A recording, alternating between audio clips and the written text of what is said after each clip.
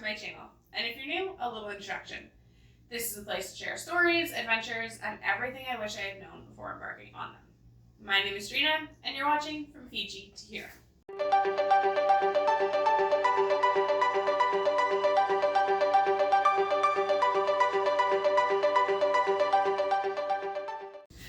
Welcome to Italy. Get comfy and grab some popcorn because we're in for another storytime video. After getting back from Fiji, I guess you could say I had the travel bug. I had seen what it was like to go overseas, and I was eager to jet set off again. So I put it out there. Well, it was a mix, I guess. I have family that lives in Italy and a best friend who wanted to go. Enter Kaylee. Kaylee and I went to high school together. We were in band together and hung out with the same group of friends, but it wasn't really until she moved away for senior year that we started to get closer and talk more.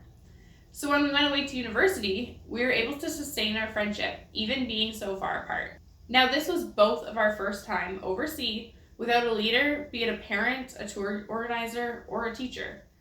Now, this video is not sponsored, but I found this website super helpful for getting an idea of how to start with our trip, and I thought I'd share that with you guys. That website is Route Perfect. It allowed me to pick destinations and choose accommodation features for each location and look into what options are available there.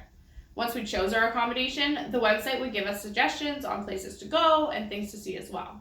We ended up doing a 14-day trip that took us in kind of a reverse 7 through the country. I'll insert a picture to explain more what I mean. But after getting on the plane in Toronto, we made our way to Rome, where we stayed at the IQ Hotel for 4 nights.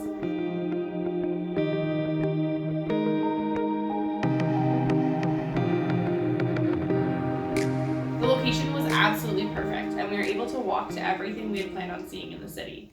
I can remember getting to our hotel completely jet-lagged and yet determined to see the Trevi Fountain. I mean, between the Lizzie McGuire movie and Mary-Kate and Ashley's When in Rome, I think a lot of my generation had formed this fantasy about Rome in itself, and the Trevi Fountain was a huge part of that.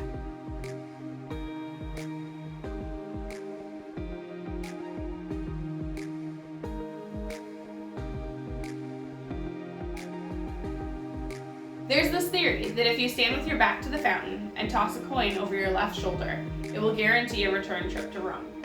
Well, you'll have to subscribe to the channel to find out just how true that is. Being the first time in Rome, we did the usual touristic checklist. We went to the Colosseum, spent the afternoon in the Roman Forum, and climbed Palatine Hill for a picnic lunch.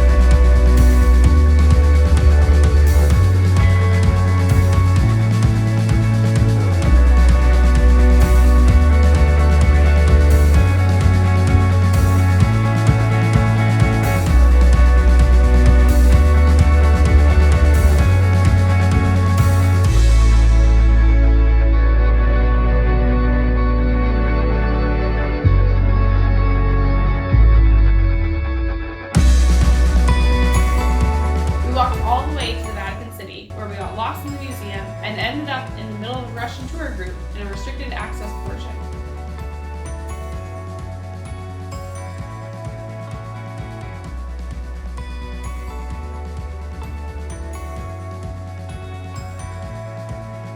We ate tons and tons of gelato.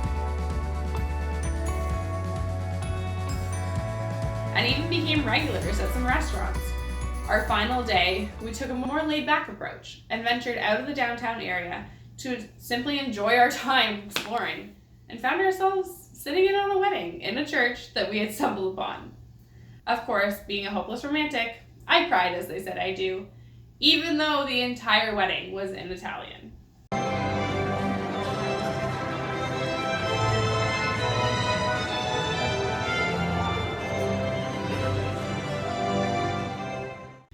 From here, we took the train north to Florence. If you'd be interested in a video about train travel in Europe and more details on how to go about planning, etc., then be sure to let me know down below. In Florence, we stayed at the Silla Hotel, which was a bit of a hike from the train station in the rain, but within walking distance of the other things we wanted to see and do. Along with that, it had a little library that you could borrow books from, breakfast included, and very traditional architecture that made you feel like you were really immersed in the city. We found a local pizzeria where we got pizzas to enjoy bed one night as well. Also, MTV in Italy, totally worth it.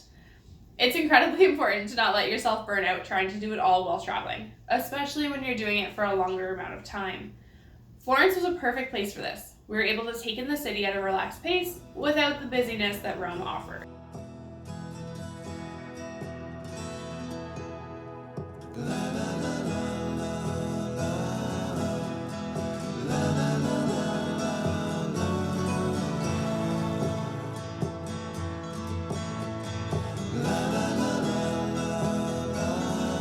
Since we were so close to Pisa by train while staying in Florence, we decided to take a day trip and see what it was all about. Of course, getting the entirely touristic but worth it photos and learning a lot of history as we walked through the museums and enjoyed a midday nap in the square.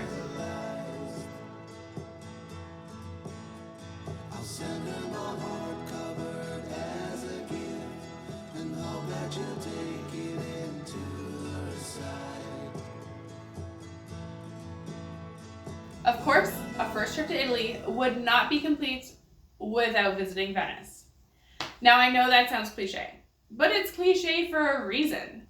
Yes, it's expensive, and yes, a fraction of the local population that lives there now than who used to live there. And also yes, with global warming, it may not be open to tourism forever. A couple of tips and tricks. Number 1, you only really need a day or two to see Venice. Although over 118 islands, the main part of the island is easily done by foot. If you want to see some of the other larger islands, then it may take more time, and I'd say judge accordingly. Number 2, if you're staying the night, stay on the mainland. When most people mention Venice, they think of the islands. However, there is also a big portion of the city that is part of mainland Europe and is a fraction of the cost for accommodations than staying on the island. We stayed at Hotel Antony, and we were able to walk to a bus stop 2 blocks away, where a bus then took us straight into the island for €1. We ended up saving a ton of money this way. And number 3, go on the gondola. Everyone does it, but there's a reason why. If it's something you're considering doing, then just do it. I didn't, and I held it as a regret for a very long time.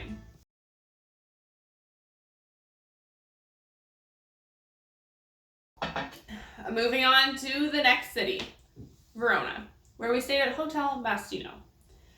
Remember that part where I said I was a hopeless romantic? Yes, well, I put Verona on our trip for the sole purpose of going to Juliet's house.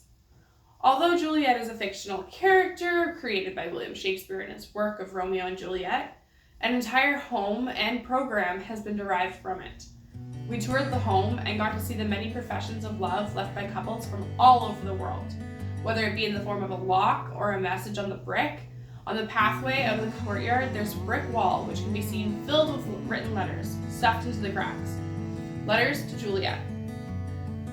If you've seen the movie, you may have an idea of the program, which I thought was fictional, just like the movie.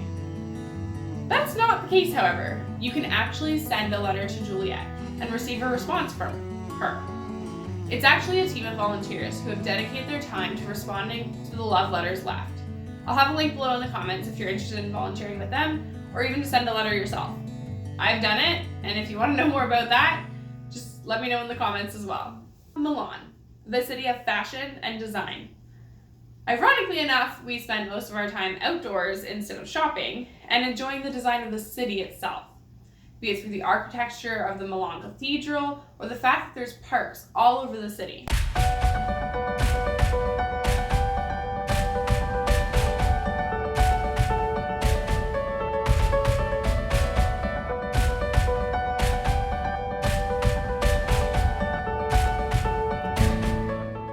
We spent the better half of our time in Milan in the Parco Sempione, making some new friends.